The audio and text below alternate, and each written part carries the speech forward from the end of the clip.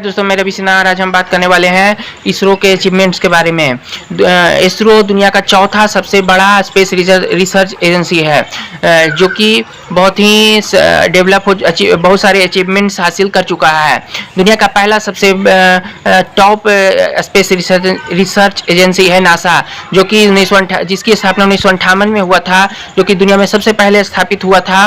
और बहुत सारे स्पेस प्रोग्राम चलाए नासा के द्वारा चलाए गए हैं। बहुत सारे स्पेस रिसर्च नासा के द्वारा किया गया है। दुनिया को सौर मंडल के बाहर की दुनिया के बारे में सबसे पहले नासा ने ही बताया था।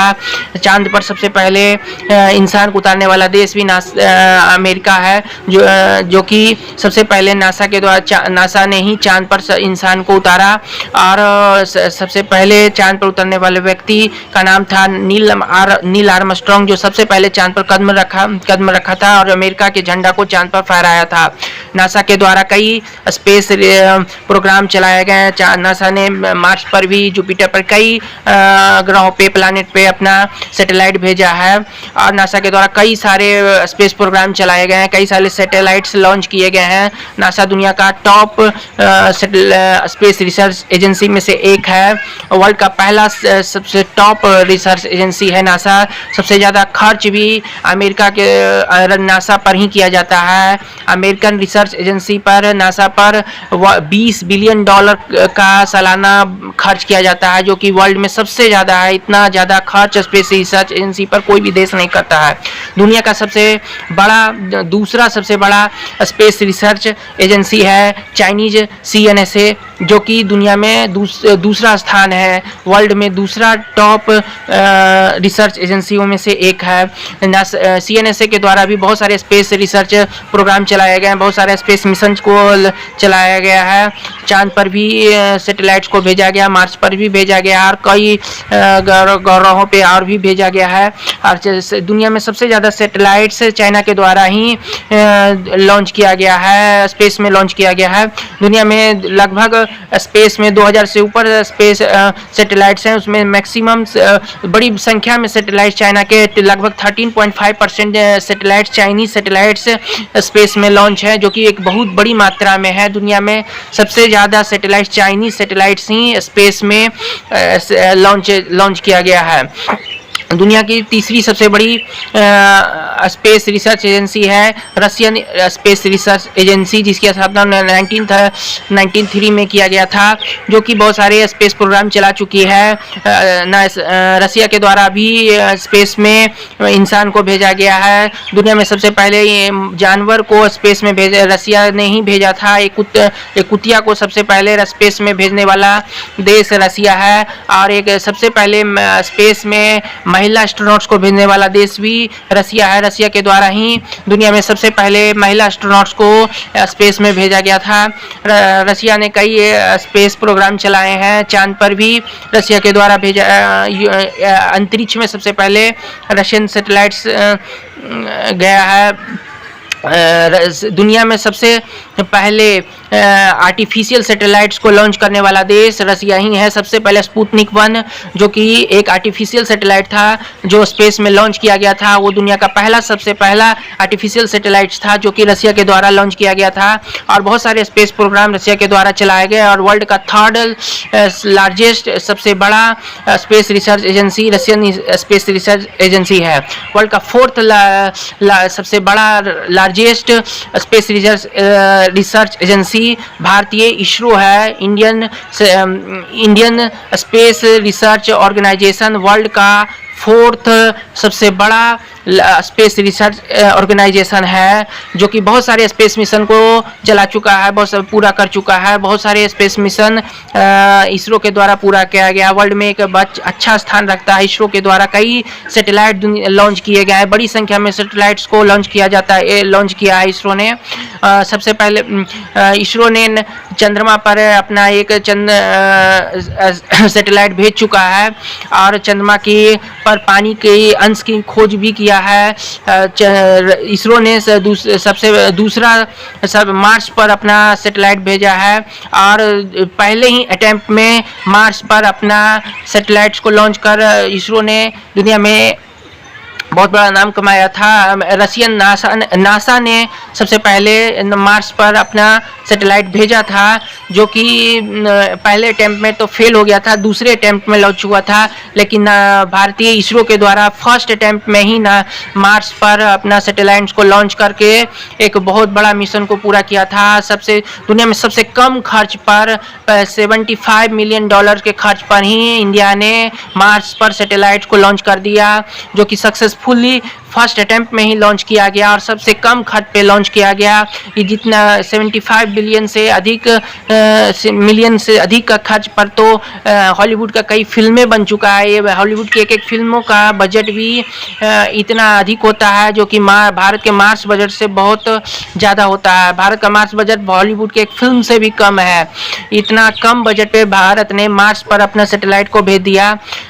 इसरो के द्वारा बहुत से कम बजट पे सैटेलाइट को लॉन्च किया जाता है। दुनिया में सबसे सस्ते दाम पर सबसे कम खर्च पर इसरो के द्वारा सैटेलाइट लॉन्च किया जाता है। दुनिया में सबसे ज़्यादा एक बार में एक साथ सबसे ज़्यादा सैटेलाइट लॉन्च करने का अचीवमेंट भी इसरो के पास है। गिनीज बुक में इसरो का नाम है। एक बार में 104 सैटेलाइट को लॉन्च करके इसरो ने गिनीज बुक में अपना नाम दर्ज कराया है। वर्ल्ड का पहला स्पेस एजेंसी है जिसने एक साथ 104 सैटेलाइट्स को स्पेस में लॉन्च किया है।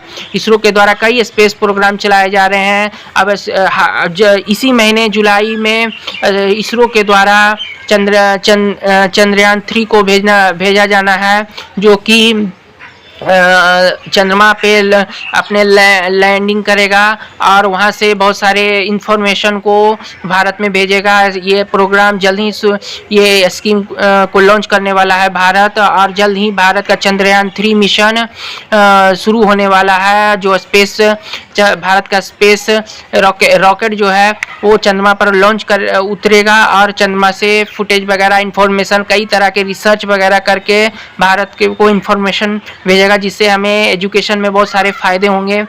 स्पेस की जानकारियाँ मिलने से एजुकेशन में बहुत ज़्यादा लोगों को जानकारियाँ मिलता है। लोगों को ये पता चलता है कि कैसे प्राकृतिक चीज़ें होते हैं। लोगों को बहुत सारी चीज़ों से खुलासा हो रहा है। लोग अंधविश्वास से दूर हो रहे हैं। लोगों को ये पता चलता है कि प्राकृतिक कार्य कैसे होता है, प्रकृति के कैसे चलता है। लोग अंधविश्वास से दूर हो रहे हैं। प्रकृति के बारे में हमें पता चलता है। इसलिए स्पेस मिशन का चलना बहुत ज़रूरी है। जितना अधिक हमें स्पेस के बारे में पता चलेगा, जितना अधिक हमें प्रकृति के बारे में पता चलेगा, उतना हम अंधविश्वास से दूर होंगे। लोगों को जागरूकता बढ़ेगा, लोगों में शिक्षा की भावना बढ़ेगा और लोग हर चीज़ के बारे में जान पाएंगे कि कैसे हमारा यूनिवर्स का चलता है, कैसे हमारा वायुमंडल सोलर सिस्टम चलता है, क्या दुनिया में क्या कैसे है, किस ग्रह पर क्या क्या, कहाँ पानी उपलब्ध है, कहाँ पे क्या जीवन संभव है, कहाँ जीवन संभव नहीं। बहुत सारे रिसर्च किए जाते हैं। स्पेस मिशन की सहायता से ही आज वेदर का जानकारी, हमें मौसम की जानकारी पहले आसानी से मिल जाता है, जिससे कि हम कई तरह के नेचुरल डिजास्टर से बच सकते हैं। हाल ही में गुजरात में आए तूफान से लोगों को बचाया गया। 1 लाख लोगों को रेस्क्यू किया गया, पूर्व ही रेस्क्यू कर लिया गया, जिससे कि किसी भी व्यक्ति का मौत नहीं हुआ और बड़ी नुकसान से सबको बचा लिया गया। ये सब संभव हो पाया है स्पेस रिसर्च,